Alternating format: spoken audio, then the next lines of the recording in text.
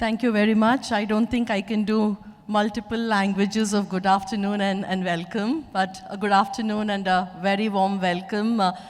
NASSCOM team, first of all, thank you for having me here. It's an absolute pleasure to be here at the NASSCOM Technology Confluence in Kolkata. But before I start off, let me tell you a story. So there was a small town which was divided by a long flowing river. And every day, hundreds of people from the town were taking a long detour just to move from one side of the town to the other. As days passed, as months passed, the walks were getting longer, the time taken to walk was increasing, and the needs of the people of the town were changing much faster than the infrastructure was. So what did the town council decided to do? They said, let's build a bridge. And they hired 2 teams to build that bridge. The first team was obsessed with efficiency. They prided themselves on flawless processes. Every stone was catalogued, every activity was timed, and every rupee was counted. So they built their part of the bridge, well within the project timelines, well within the budget, very important, and all metrics were perfect. But what was the second team doing? Well, the second team was not as organized or as tidy as the first team. But they did one thing very differently. They talked to the people of the town. They listened to the people in the town. They spoke to farmers, they spoke to school teachers, they spoke to the shopkeepers, and they understood one thing. They realized that the bridge wasn't just a structure for the people of the town. It was a connector of lives in an increasingly complex town. So what did the second team do? Then they built a walkway for the pedestrians to walk near the bridge. They built benches for the elderly, and they actually built a marketplace for the vendors to sell their local produce. So what do you think happened after the bridge was built? Were people talking about the structure of the bridge? No. Were they talking about how much it costed to build the bridge? No.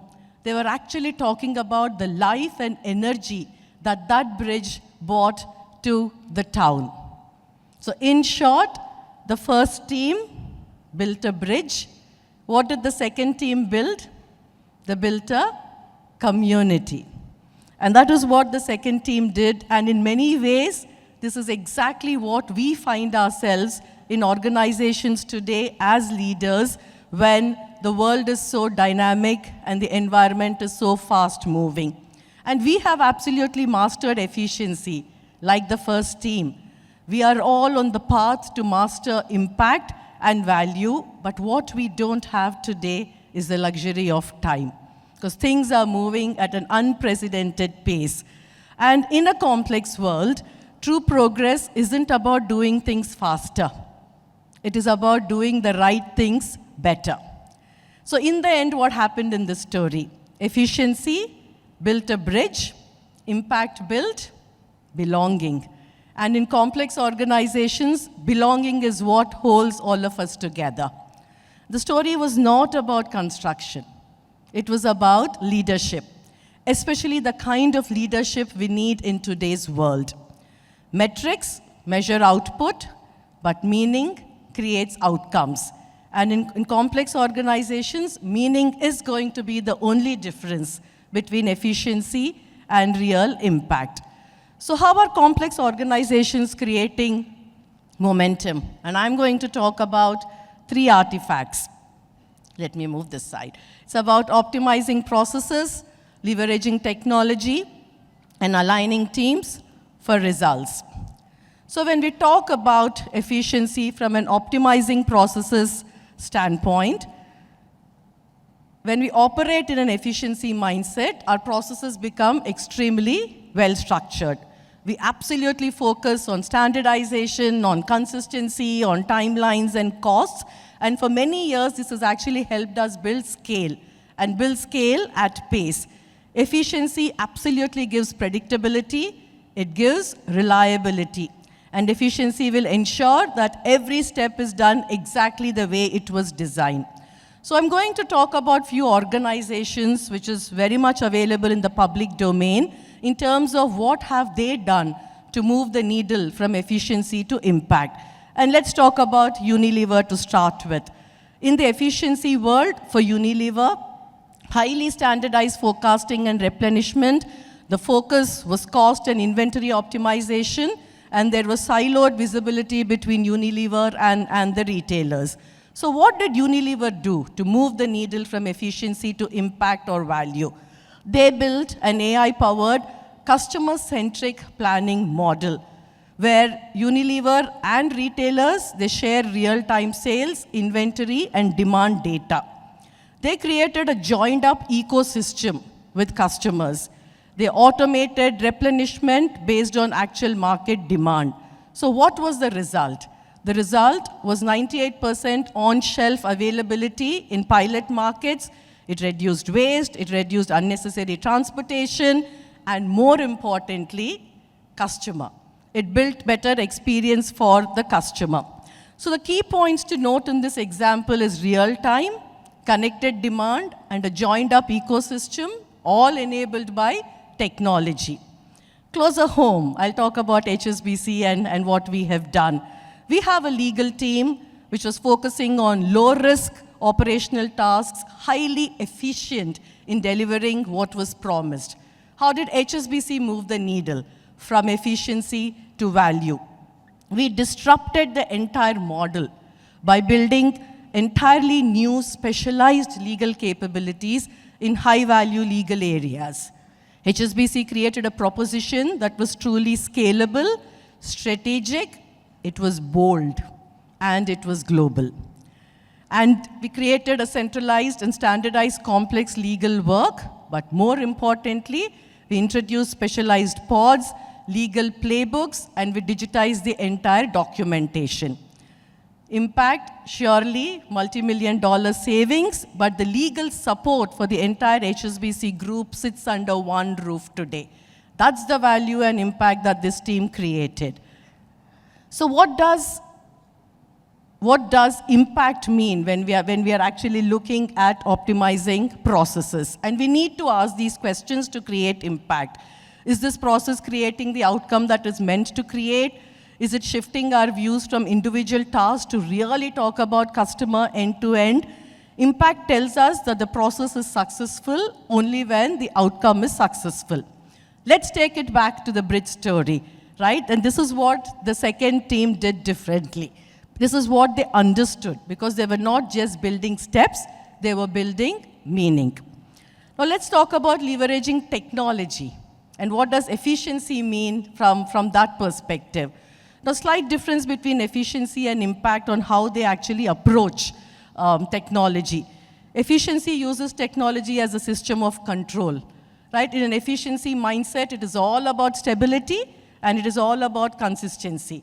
It is about reducing errors, it's about streamlining workflows, and it's all about automating repeated tasks. Couple of organizations who moved the needle. DBS Bank as an example, for them efficiency was all about standardized banking tools, it was about data stored in isolated systems, and the digitization actually was all about process automation only. So what did they do to move the needle? They created an AI industrialization platform that was providing real-time insights about customers. And they saw a 10 to 15% reduction in fraud losses, the millions of automated decisions per month, basically faster response time to customers, which also meant that their NPS scores were going up. So this was a shift from tools to intelligence. Let's talk about Walmart. Very efficient model is what they had. Enterprise-wide standardized retail systems. They had a very traditional inventory and supply chain visibility tools and automation in store operations. What do you think Walmart did to move the needle from efficiency to impact? They deployed AI-driven platforms across supply chain, across stores, and online operations. And they saw phenomenal impact in terms of outcome.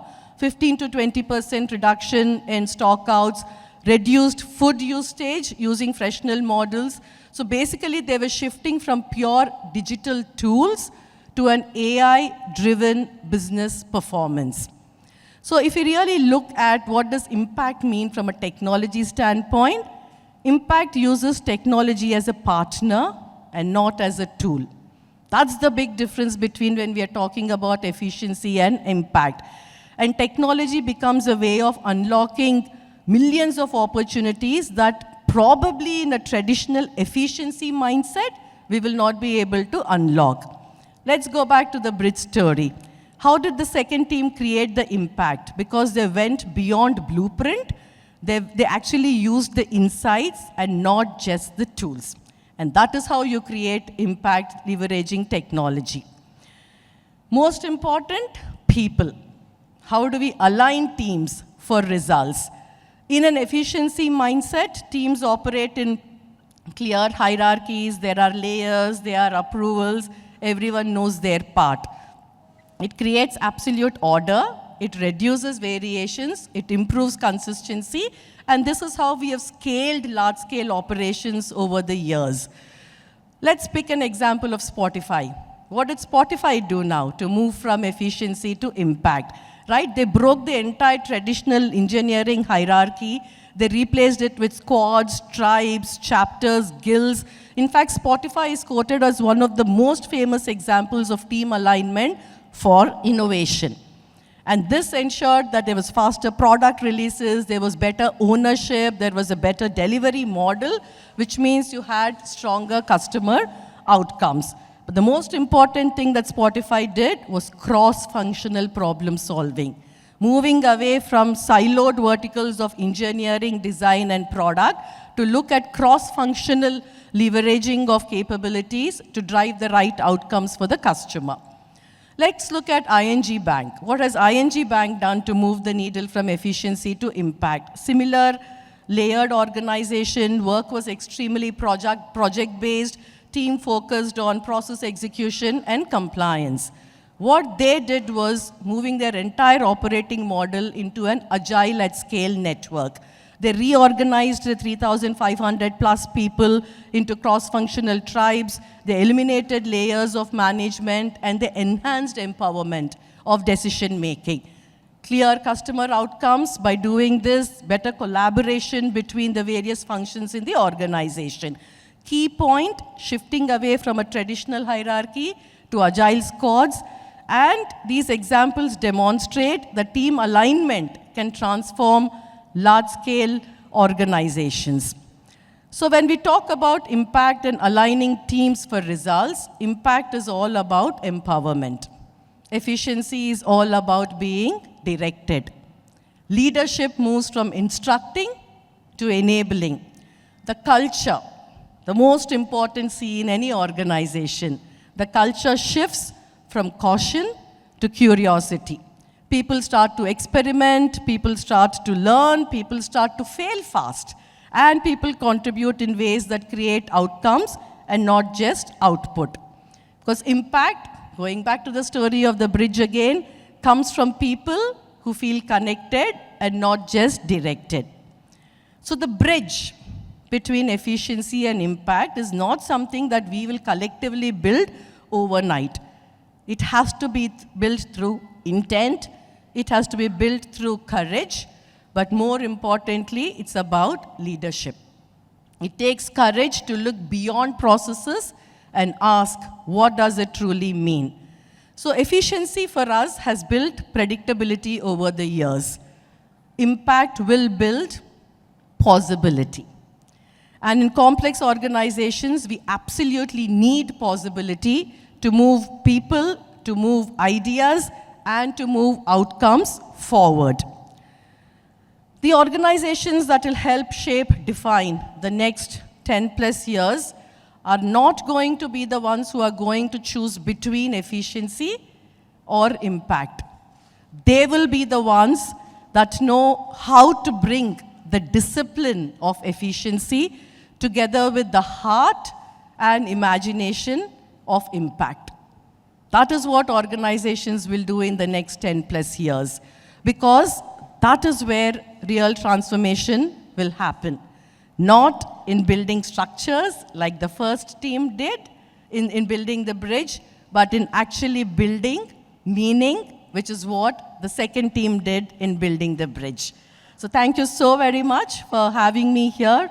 Raghu and NASSCOM team, I wish you a wonderful event today, and it's a pleasure to be here as always with NASSCOM. Thank you.